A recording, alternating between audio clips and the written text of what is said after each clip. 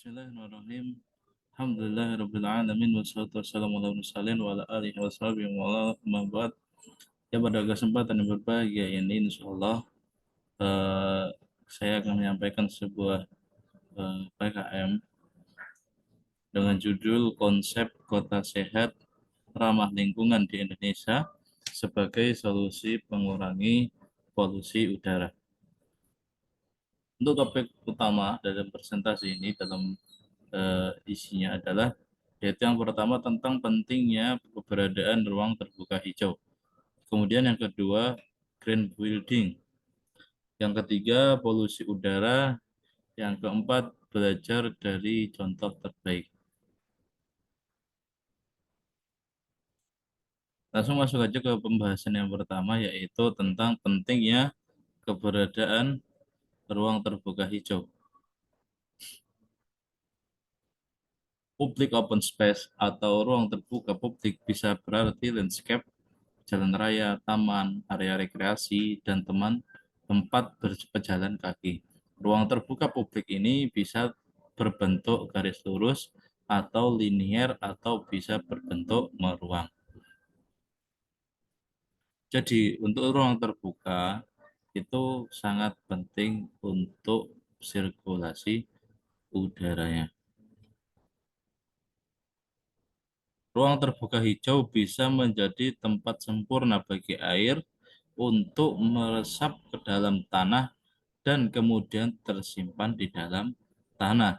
Namun, karena permukaan tanah yang berupa ruang terbuka hijau ini semakin jarang, air hujan pun yang turun hanya mengalir dan menggenang saja. Daya serap air di kawasan kota tidak sebanding dengan curah hujan yang turun. Pembuatan ruang terbuka hijau ini bisa dalam skala hunian berupa halaman rumah warga, skala lingkungan berupa taman di lingkungan perumahan, bahkan bisa di tingkat kota berupa taman kota. Semua perlu diupayakan untuk memanen air hujan dan menghindari terjadinya banjir di kawasan kota. Kemudian, cara terbaik menangani banjir adalah dengan cara mempercepat penyerapan air hujan ini di lingkungan kota untuk disimpan di dalam air tanah bawah dengan cara memperbanyak permukaan daerah tangkapan dan resapan air yang bisa berusaha taman kota lengkap dengan kolam besar dan pepohonannya yang bisa menangkap air atau dengan memperbanyak sumur resapan. Kemudian green building. Arsitektur ramah lingkungan yang juga merupakan arsitektur hijau mencakup keselarasan antara manusia dan lingkungan alamnya. Arsitektur hijau mengandung juga dimensi lain seperti waktu, lingkungan alam, sosiokultural, ruang, serta teknik bangunan. Hal ini menunjukkan bahwa arsitektur hijau bersifat kompleks. Nah, jadi green building itu adalah arsitektur ramah lingkungan, arsitektur yang menjadikan lingkungan itu ramah. Dengan tujuan umumnya adalah bahwa bangunan hijau dirancang untuk mengurangi dampak keseluruhan manusia dan lingkungan alam dengan cara efisien menggunakan energi, baik air, memilih keran dengan yang memakai tapiang hanya mengeluarkan air dalam volume tertentu dan sumber daya lain seperti material bangunan. Kesehatan penghuni, melindungi dan meningkatkan produktivitas manusia dalam bekerja, mengurangi limbah polusi dan degradasi lingkungan. Kemudian polusi udara. Keberadaan pencemaran memang tidak bisa dipisahkan dari kehidupan manusia. Terlebih di kehidupan modern. Kehidupan manusia di masa modern ini, manusia akan menemukan lebih banyak pencemaran dibanding dengan masa lampau. Banyak industri yang beroperasi, banyaknya kendaraan yang berkeluaran asap-asap kendaraan, semakin menipisnya pepohonan yang hidup di lingkungan sekitar, banyak sampah di mana-mana, kebakaran hutan yang merajalela dan lain-lainnya. Sebagai itulah beberapa penyebab dari polusi udara. Selain penyebab yang disebutkan di atas, masih banyak penyebab lainnya yang dapat menyebabkan polusi udara baik yang kita sadari maupun tidak kita sadari.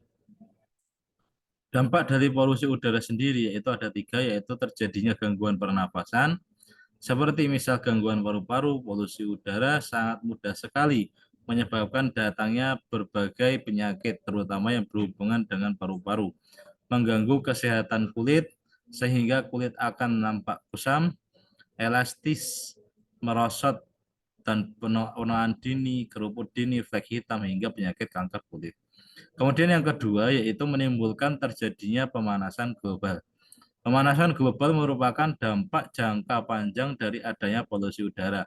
Polusi udara dalam kategori tinggi dan dalam jangka waktu yang tidak terlalu singkat akan memicu terjadinya pemanasan global. Kemudian yang ketiga yaitu mengganggu pertumbuhan tanaman. Polusi udara juga akan mengganggu pertumbuhan tanaman. Contoh penyakit yang bisa menyerang tanaman ketika dalam lingkungan udara yang berpolusi adalah klorosis, nekrosis, dan juga bintik hitam. Kemudian solusi terhadap polusi udara. Yang pertama yaitu melakukan penyuluhan terhadap masyarakat mengenai pentingnya udara yang bersih dan juga bebas dari polusi. Kemudian yang kedua yaitu penegakan kembali peraturan atau undang-undangan tentang lingkungan. Kemudian yang ketiga melakukan penyaringan terhadap asap ataupun limbah asap yang akan dibuang ke udara bebas agar tidak terlalu membahayakan kesehatan bumi. Yang keempat yaitu mengurangi penggunaan bahan bakar fosil sebagai pembangkit listrik atau energi yang lainnya. Kemudian yang kelima mengganti bahan bakar kendaraan menjadi bahan bakar yang ramah lingkungan seperti biogas.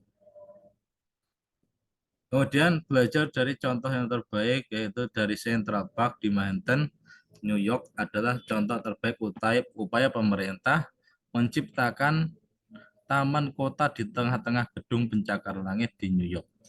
Taman ini berfungsi sebagai paru-paru kota, membersihkan udara dari polusi, daerah tangkapan air, sekaligus tempat warga melepas lelah, berinteraksi, dan berekspresi.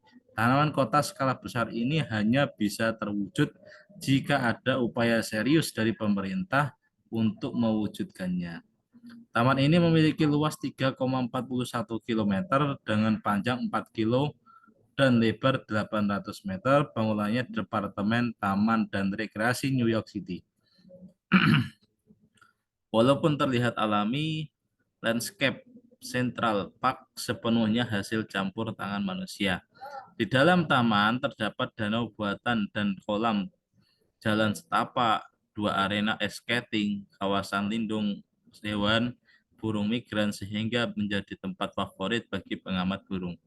Panjang keseluruhan jalan-jalan di dalam taman adalah 10 km.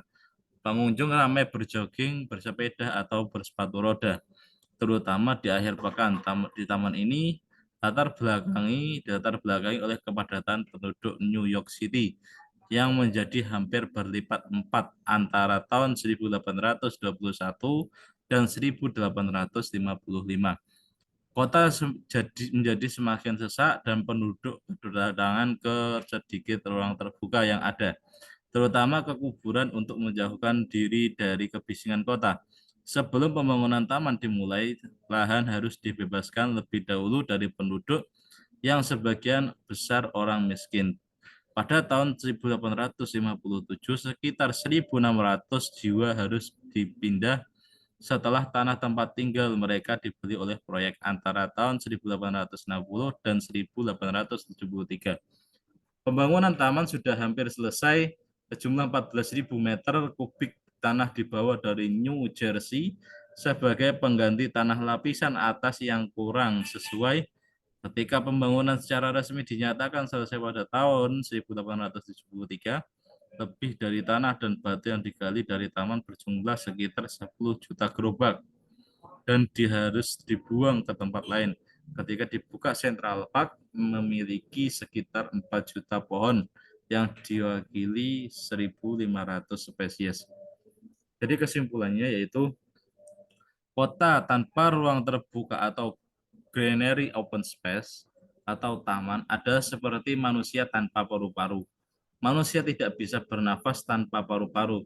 Begitu pula kota tanpa ruang terbuka hijau tidak bisa bernafas. Kota tersebut akan menjadi kota sakit yang butuh perawatan serius dalam hal kesehatan dan sosial. Ruang terbuka hijau menjadi penyeimbang kehidupan kota yang super keras, dingin, dan tidak manusiawi. Ruang terbuka hijau bisa menjadi tempat membersihkan polusi udara, sumber oksigen dalam daerah tangkapan air, dan habitat berbagai makhluk hidup lain. Selain manusia yang semakin jarang ditemui di kota seperti burung, kupu-kupu, ikan, serangga, dan lain-lain, selain fungsi ekologi, ruang terbuka hijau juga menjadi tempat pelepasan stres, tempat berinteraksi dengan manusia lain, tempat berekreasi dan berekspresi. Ketegangan antar manusia kota yang terkadang menjadi pemicu gesekan dan kerusuhan sosial bisa diredakan dengan kehadiran ruang terbuka hijau ini. Mungkin itu yang bisa saya sampaikan dari tugas PKM kami. Semoga bermanfaat. Wassalamualaikum warahmatullahi wabarakatuh.